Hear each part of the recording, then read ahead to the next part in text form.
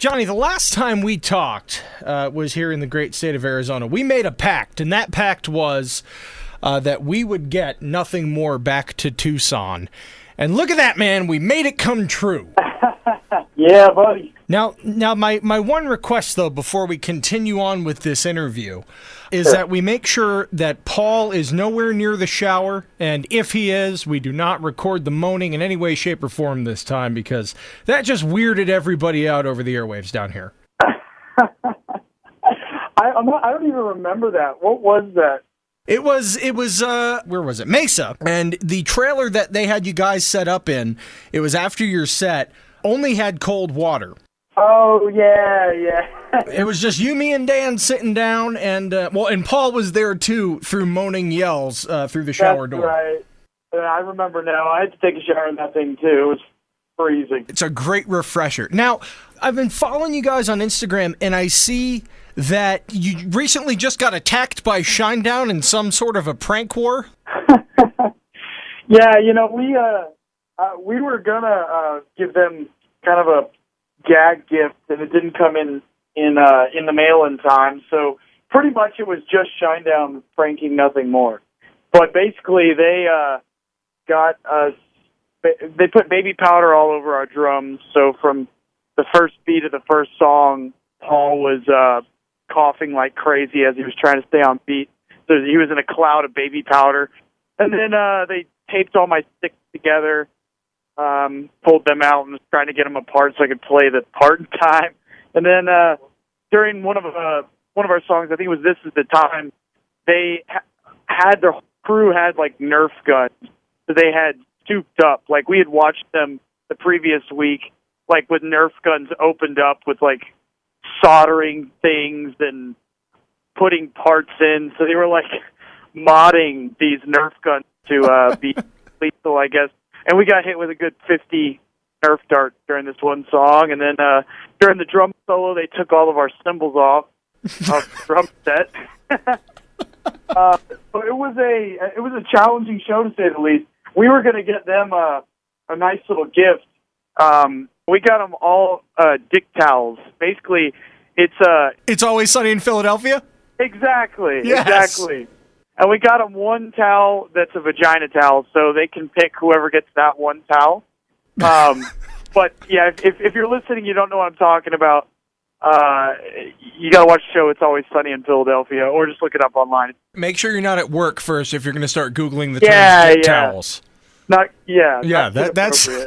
work appropriate. So this was an unprovoked attack. Yeah, pretty much. So now, do you guys have plans aside from the towels for once you guys reunite a little bit later on this fall? Anything in store? Our traditional move is stripping down to our underwear, having a few shots of whiskey, and then all putting on a guitar or a bass that's not plugged in. And then we've done this to other bands in the past, and we might go up on stage during the last song and, start knocking things over and making them feel super uncomfortable with one of us on each side of them, like pelvic thrusting with a guitar in our hands. I don't know. We'll see. We'll see if we don't get... We'll have to do it at the very end because, right. We'd get kicked off the tour, I'm sure. So there's plenty of time to plan this out. Are tour pranks a common thing between bands, or is this just only with bands that you guys are close with? It's kind of a tradition that we've noticed, I guess, happening a lot on the road. We didn't, when we play with bigger bands, like when we play with Chevelle, for example, we didn't do any kind of prank. And same thing with Shinedown. We just did a gift because you never know how they're going to respond, or you don't know if you're in the right place to do it. So we're usually a little shy about it. So we get hit like we did with Shinedown. And now that we got hit, I'm sure, we're going to have something coming back at them. But, yeah, we don't do it every tour. With Chevelle, since they're playing fall ball with you guys on September 12th at Keno Stadium, might I suggest some caution tape for Pete? Because the last time he was in Tucson, he accidentally walked off the stage and racked up his leg pretty good. He finished the show, but they haven't returned since. Oh, geez. Maybe just some track lighting for the end of the stage, something that you guys could put out there for him. He pulled a Dave Grohl. Did you hear about that? Yeah. Have you ever done that as a frontman? Have you ever taken any spills off stage yet? I have fallen off a stage, but not that I remember doing as I was singing. But I have fallen on stage many times, just not off of it.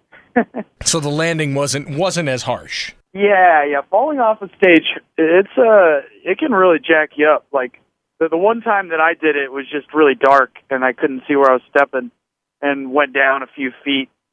Which that's always a frightening surprise when you step somewhere and there's no ground for a few feet. What's the immediate reaction once you hit the ground? Like, holy crap, where am I? I feel like the 3-year-old version of me, when the little kid falls down, skins his knee, and there's like those 3 seconds where he just doesn't know what happened. Yeah. Or whether he should cry or laugh, or even as an adult, I think I felt like that. It all depends on the reaction of everybody around him. If you're like, it's okay, get up, Johnny, finish the song. You'll be like, that was awesome, okay.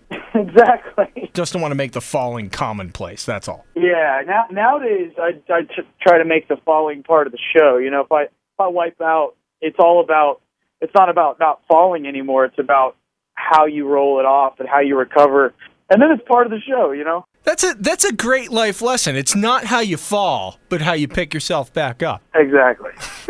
Speaking of life lessons and inspiration, I mean, following you guys on Instagram, you guys are like a bottomless pit of just maybe that's not a great way to describe it. Pit's a bad thing. How about a vast wealth of inspiration to all of your followers? Is this stuff that you guys come up with on your own, or do you have someone that sits there and writes these things? I mean, they're pretty amazing, man. Oh, well, thank you. Glad to dig it. Yeah, it's usually stuff that I write while I'm, in my muse or, on the road and having a lot of time to think. But a lot of them are quotes from people that inspire us, and I'll usually put the name of whoever it is, if it is in fact a quote. I'll put it in a hashtag below it, and people can look them up and read further if they want. But a lot of times it's just thoughts, things that I'm musing over, much like we do with our songs. It's just a different format, I guess, of sharing ideas. Whereas a song, you got a melody and a chorus and all that, sometimes just writing things out. You can communicate different ideas that I think hit people differently that, I don't know, it's just kind of like little bite-sized, thoughts for the day kind of a thing. I always liked that growing up. I had kind of a similar thing with a school that I went to. They did a lot of stuff like that where there was almost like a thought for the day or kind of a meditation or whatever. And I thought it would be kind of a cool thing to merge with displaying some of the artists that we are inspired by on the visual side, and also some of the writers we're inspired by, and combine the two. And so far it seems like some people really appreciate it and dig it, which is awesome. Speaking of writing, I've also seen you post from time to time. Maybe you get like a new gadget or a gizmo or some editing software you can't wait to try out on the new album or new songs. Is there a new Nothing More album on the way? We are officially, well, I should say unofficially, working on it. And what I mean by that is we are definitely putting ideas into the vault. But we haven't, because we're touring, we haven't been in the rehearsal room or the studio to really lay down anything yet. And we're going to finish this year with one more tour. We're going to be doing the Monster Energy Outbreak Tour, which is going to be in September and October. So one last run of the U.S., also tailing that whole tour with a run with Shinedown and Breaking Benjamin, which will be awesome. And then we're going to Europe one more time, and then that's going to put us into about December. And right around December, we're going to jump into the studio and start working on the next record. So it's definitely, things are moving forward, but, we're still touring until the end of the year, so it's a little hard to manage the time, but it is happening. I mean, what's that like? You're on the road, you guys get this great idea, and you're like, oh my God, that's going to be so fantastic. I can't wait. until next February when we get to really flesh it out. Yeah, it's kind of like that. You know, we do get time to record things because we all have computers, and I know Mark has been demoing a lot of ideas on his guitar, and I've been just organizing and digging through a bunch of melodies and lyric ideas and programming, like kind of electronic ideas that I've been working on over the last 2 years that are just all over my computer. So I'm just, taking a little time every day to go through and listen to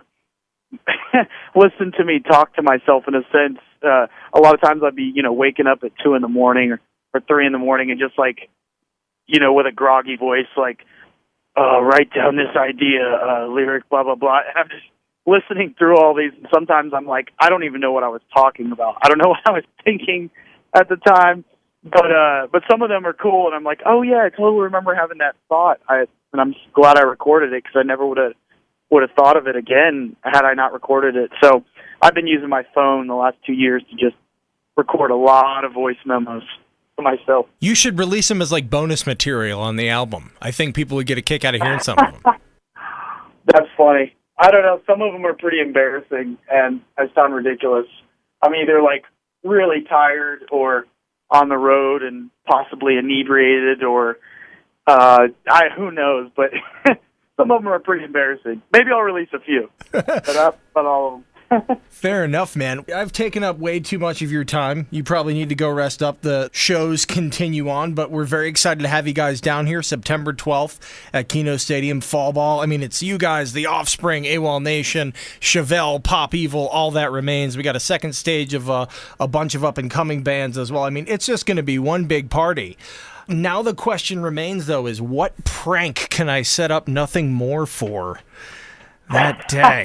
My plumbing skills are pretty good. I could probably switch the hot and cold water in your trailer. Maybe. Oh, man. Time will tell. Again. Not again. I think if it happens again, Paul's just going to be like, you know what? I quit. I'm not coming to Tucson anymore. We're never coming to Arizona ever again. Well, if you have any ideas for us, what we can do for Shinedown, then definitely let us know. We could use some good ideas. Well, there we go. That's our interview day of at Fall Ball. I'll have a whole list for you, and we can go through them. Oh, awesome. Right on, man. Well, Jonny Hawkins, thank you so much for the call today, dude, and we will see you on September 12th. All right. See y'all then. Thanks for having me, man. All right. Be well.